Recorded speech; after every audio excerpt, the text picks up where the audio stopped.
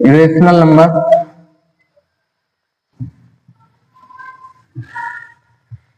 देखो, rational number वो होगी जिसे हम पी बाई क्यू की फॉर्म में लिख दें। जैसे पी बाई क्यू की फॉर्म में लिखने का मतलब ये है, जैसे 4/5 है, ये क्या हो जाएगी रेशनल नंबर। पी और पी बाई क्यू की फॉर्म में लिखें और क्यू जीरो ना हो। जीरो क्यों ना हो? क्यों? क्योंकि जीरो अगर हो जाएगा डिनोमिनेटर में जीरो, जीरो वन जा जीरो, जीरो टू जा जीरो, जीरो थ्री जा जीरो, डिफाइन ही नहीं होगा, है ना।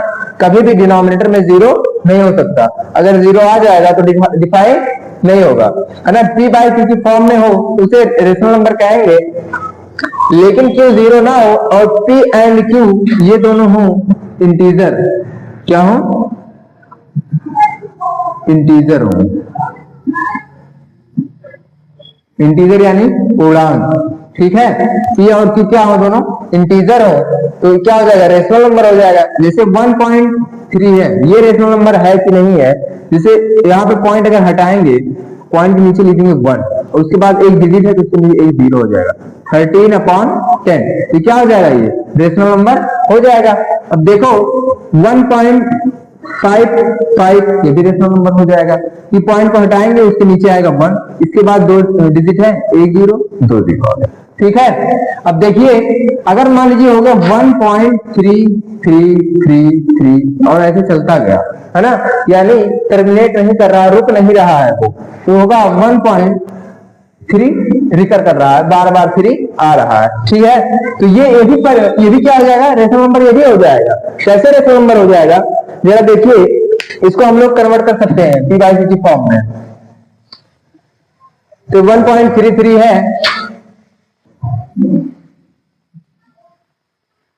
x इज इक्वल टू मान लेते हैं 1.3333, है ना, चलता जा रहा है। तो देखो अगर जिसको भी अगर टर्मिनेट ना करे, रुके ना, तो कोई एक बार बार आ रही, कोई एक डिजिट क्या आ रही है? बार बार आ रही है, तो उसे पी बाई क्यू की फॉर्म में कैसे बदलेंगे? तो जो डिजिट बार बार आ रही है, रिकर कर रही है, जैसे 3 रिकर कर रही है, तो उस डेसिमल उससे पहले होना चाहिए। क्या होना चाहिए? डेसिमल उससे पहले होना चाहिए, उससे पहले है। और एक बार क्या होना चाहिए? उसके बाद होना चाहिए। तो उसके बाद लाने 10 से मल्टीप्लाई कर देंगे तो हो जाएगा 10x, क्या जाएगा? 13.3333। ऐसे ही चलता जाएगा। कितने 3 है? इनफाइनाइट 3 है, तो ऐसे चलता जाएगा, ठीक है। फिर माइनस कर लेंगे, जब माइनस करेंगे इधर से 3 वाला सब क्या हो जाएगा? जीरो हो जाएगा। बचेगा 13 से 1 जाएगा, बचेगा 12। कितना बचेगा? 12 बचेगा, लेकिन माइनस का बचेगा, इधर -9 बचेगा, ठीक है, -9x। x इक्वल टू हो जाएगा -12/-9, तो आएगा 3 या 3 4 जा आया 4/3, ठीक है। इसलिए शिफ्ट करते हैं क्योंकि इतने 3 होते हैं, इनफाइनाइट 3 होते हैं, इसमें भी इनफाइनाइट 3 है और इसमें भी इनफाइनाइट 3 है।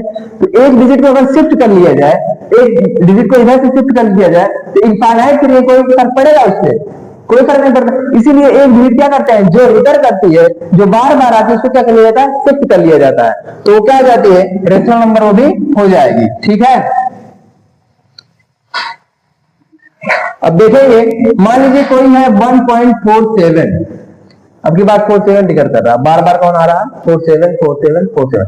इसको पी बाई क्यू की फॉर्म में कैसे लिखेंगे? मान लीजिए 1 पॉइंट नहीं है, 1.047, ठीक है। तो लिखेंगे x इक्वल टू क्या मान लेते हैं? 1.047, 7 क्या आ रहा है? 47 47 47 ऐसे आता जा रहा है, ठीक है।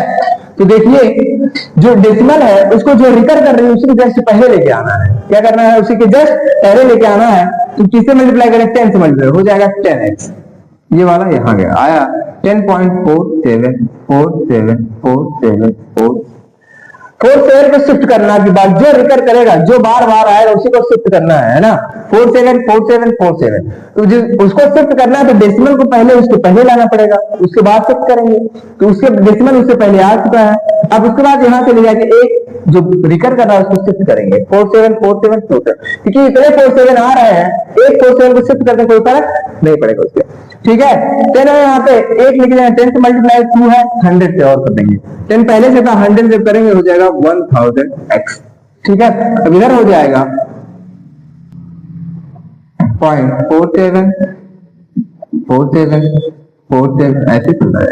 माइनस किए 47 वाला 47 सब जीरो हो जाएंगे और इधर माइनस करेंगे 1047 माइनस करेंगे बचेगा 37 1037 निगेटिव का। इधर बचेगा 1000 है 990 x यही तो बचेगा। x इक्वल टू क्या आ जाएगा माइनस 990 ठीक है खत्म आ गया 990 इसे भी पी वाई की फॉर्म में लिखिए। यानी जो टर्मिनेट नहीं करे और बार बार आए तो रिकर करे तो क्या पी वाई क्या हो जाएगी रेशनल नंबर वो भी हो जाएगी ठीक है। लेकिन अगर कोई ना तो टर्मिनेट करे और 1.3471 कोई रिकर नहीं कर रही कोई डिजिट बार बार नहीं आ रही तो ये क्या पीवाई की फॉर्म में इसको नहीं लिख सकते हैं। मान लो डेसिमल अगर हटाएंगे भी इसके बाद कौन सी नंबर है कौन सी नंबर कितने जीरो लगाने पड़ेंगे कोई पता नहीं है ठीक है। और दूसरा तरीका क्या होगा इरेशनल कैसे और आएगी। मान लीजिए कोई रूट के अंदर अगर 4 आ गया तो रूट के अंदर 4 परफेक्ट स्क्वायर रूट के अंदर है तो बाहर जब इसको करेंगे तो क्या हो जाएगा 2 हो जाएगा है ना क्योंकि परफेक्ट स्क्वायर था तो ये क्या हो जाएगा रेशनल हो जाएगी 2/1 पी वाई की फॉर्म में इसको लिख सकते हैं। लेकिन रूट के अंदर अगर परफेक्ट स्क्वायर नहीं है रूट 5 आ गया तो इसको परफेक्ट स्क्वायर है तो बाहर कहां से आएगा तो किसी का स्क्वायर होता कोई ऐसी नंबर होती जिसका स्क्वायर ये होता है ना कोई ऐसी इंटीजर होता लेकिन ऐसा कोई इंटीजर नहीं है तो यानी जब ये परफेक्ट स्क्वायर है तो ये भी क्या हो जाएगा इरेशनल हो जाएगा। क्या हो जाएगा इरेशनल हो जाएगा क्योंकि अगर मान लो कोई ऐसी नंबर होती है जिसका परफेक्ट स्क्वायर होता है जैसे 4 है बाहर हुआ 2 16 है बाहर हुआ 4 तो ऐसे ही कोई नंबर अगर होती कोई डिजिट होती तो वो भी क्या हो जाती बाहर हो जाती तो यानी ये रूट 5 है वो क्या है इरेशनल नंबर है ठीक है। यानी किसी इंटीजर का जो है वो परफेक्ट स्क्वायर नहीं है जो परफेक्ट नहीं है तो मान लो किसी 2 से ज्यादा है तो कुछ 4 समथिंग होगा 1 2 3 4 ऐसे चलता जाएगा परफेक्ट नहीं चलता जाएगा ठीक है। परफेक्ट स्क्वायर होता तो टर्मिनेट कर जाता मुझे रुक जाता कि इसका स्क्वायर 4 5 है जैसे 16 है 4 का स्क्वायर 16 है रुक गया लेकिन ये परफेक्ट स्क्वायर है तो टर्मिनेट नहीं होगा चलता जाएगा ठीक है समझ में आया है ना।